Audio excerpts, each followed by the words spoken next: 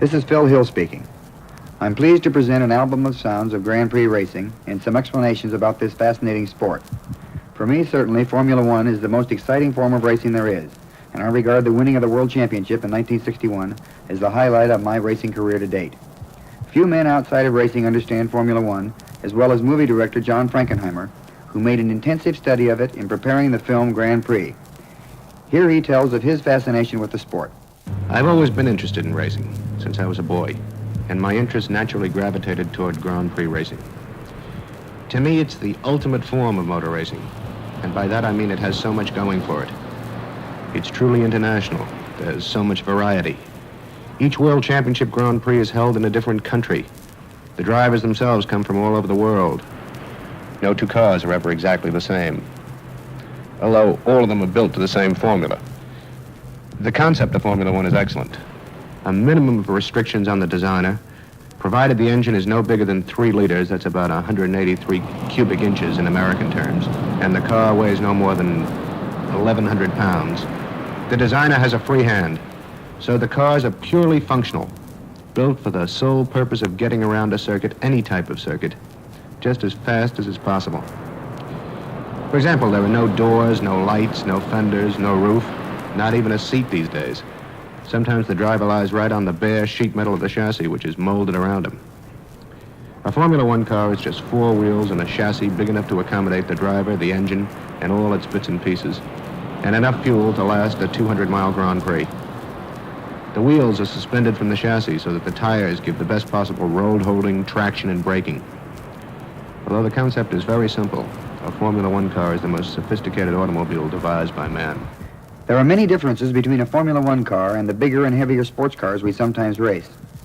Graham Hill, who succeeded me as world champion in 1962, tells how a Formula One car feels to its driver and how he feels about driving.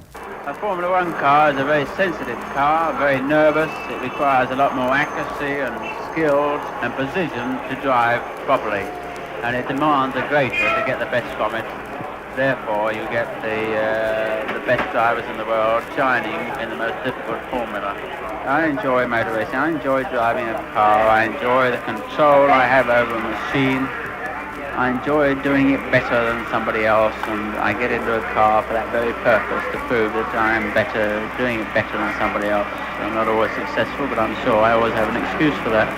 And I just thoroughly enjoy the satisfaction of doing something really well and doing it properly. I'm never entirely satisfied with what I do, but I just try and achieve perfection. I never actually do, but I'm always striving for it, and at the same time I want to do it better than somebody else. And I enjoy the thrill of the sensation of controlling a car through a corner, and really the mastery I have over the machine. It's a very difficult thing to describe, and it's all to do with basic things like man's competitive spirit, to do better than the next man in whatever field you're in, whether you're a journalist or an actor or play the piano or play darts. You know, you want to beat the next bloke, and this is basic in every man. He wants to do something better than the next man, and it's very important in motor racing, and you have to have a lot of other things too. You have to be a bit of a natural athlete. You have to have coordination, muscular coordination. You have to have the right mental approach. Naturally, your reactions have to be very quick. You've got to have a certain amount of courage and natural ability to get the best from your car. And it also pays to have a bit of a mechanical sympathy too. But the basic thing is the competitiveness, and you've got to want to win. There's probably no question that a race driver is asked more often than, why do you race cars? And there's certainly no more difficult question to answer. I remember that when I was younger, there wasn't anything else I wanted to do. Then I did it. I liked it passionately, was quite successful at it, and so I'm still doing it.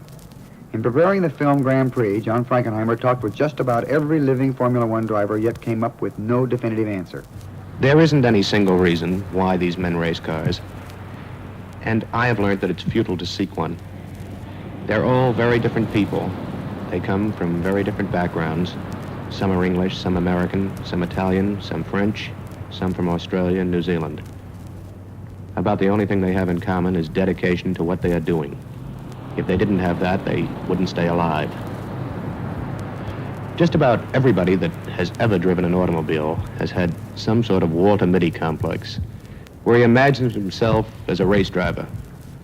But few people really understand what race drivers are really like. That they are just a bunch of guys doing as best they can in a very competitive business.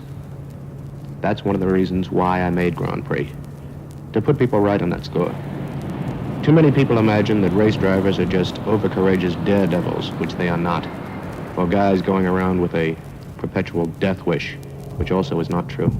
Every driver is conscious of the dangers involved, but it's questionable as to whether it really influences if you race or how you race. You might be a bit nervous or edgy before the start, but once you're in it, you're thinking only of how to win or how to improve your position. Graham Hill explains. I don't think I'm particularly courageous. You require a certain confidence in your own ability to do motor racing, and it's not really courage, but I suppose there must be there somewhere. You must have a bit, but you know, every man in the street's got courage in varying degrees, and it's very difficult to put to what degree we need it in motor racing. You wouldn't get anywhere if you were Daredevil. You just wouldn't be too successful. I mean, you wouldn't, if you're a Daredevil, it rather gives an impression that you really aren't all that intelligent. There's one thing you need to be extremely good at motor racing or very successful. You've got to have a certain basic intelligence. With Daredevil, it means you're taking undue risks, and that's not really very intelligent, and you wouldn't last on the law of averages. You wouldn't last too long. The Formula One Grand Prix races take place on circuits all over the world. There are 10 different nations that regularly contribute one Grand Prix to the World Championship Series. Each year they can stage a Grand Prix in which the winner and place getters earn points towards the World Championship. They are South Africa, Monaco, Belgium, France, Britain, Holland, Germany, Italy, the United States, and Mexico. The circuits vary a great deal. The Monaco race, for instance, is run over city streets with many tight corners. Then there are super-fast circuits over open country roads at Spa in Belgium and Reims in France, where a Formula One car can go at 190 miles an hour and average more than 140. Some of the other circuits are specially built for racing, but they do imitate normal country roads. Nowadays, some Formula One drivers also like to compete at the Indianapolis 500-mile race, which is held on a 2.5-mile oval circuit with 4 similar corners. Grand Prix champions Jimmy Clark and Graham Hill have both won Indianapolis, which is the richest race in the world. Asked if he found driving in Indianapolis different from driving a Grand Prix, Graham Hill replied, It is different, yes. You require the same sort of skill, the same skill to get around a fast corner here at Spa as to do it in Indianapolis. It's just, the race is just a different pattern. It's not so, there's no variation to the corners. It requires a slightly different approach. But basically it's still motor racing and requires the same skill and the same attitude and the same determination, the same will to win, and although the cars are slightly different, it requires all the same attributes to do well in that race as it does in Formula One. And in fact, we get more variety in Formula One racing, which probably is more, from that point of view, is more demanding insofar as that you have to cope with 30-mile-an-hour corners as well as 180-mile-an-hour corners, so therefore the scope is greater. It's really, I don't really see much point in comparing the two. They're both great forms of motor racing. It's all motor racing, and who cares really which way it's done. I must say, I wouldn't like to race every weekend on that type of circuit. I think you might get a bit teed off about that, but that's where we have the advantage in Formula One racing, is there's the variety is there. One big difference between Formula One and American oval track racing is that we race even in the wet. They just don't postpone or cancel a Grand Prix if it happens to rain. Driving in the wet is just about the scariest part of road racing, as Graham Hill explains. Well, it's the difference between driving on ice and driving on asphalt. Your friction has been reduced by about, I should say, 60 or 70%. And therefore, you just haven't got the grip. You just haven't got the grip to keep the car on the track. You therefore have to drive a lot slower. You need much, much more delicate control. You cannot be rough with the car. You have to be extremely precise and accurate and sensitive.